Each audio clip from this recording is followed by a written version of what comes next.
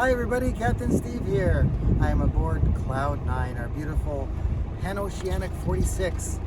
We're still here in Richmond, California, but we're about ready to depart on a nice little trip to the San Francisco city front.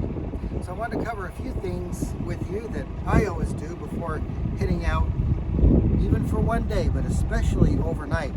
First of all, make sure all your provisions are stowed for being underway, because the boat, even though you're still inside the bay, maybe not outside the gate, it's going to move around in there with the ship's wakes and the ferry wakes and everything else going on out there. Make sure everything is stowed properly. Next, I make sure I've got plenty of fuel. I do an engine check with the oil, the transmission, and the coolant levels.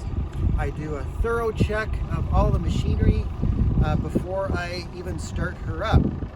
Also, make sure if you are going to anchor that your anchoring system is up to par, meaning test out your anchor windlass before you leave the dock.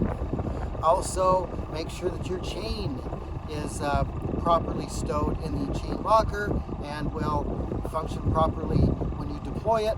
And if you have an all-chain rode, make sure that you have a snubber line ready to take the shock loads of that all-chain rode away from the anchor windlass when you're anchored.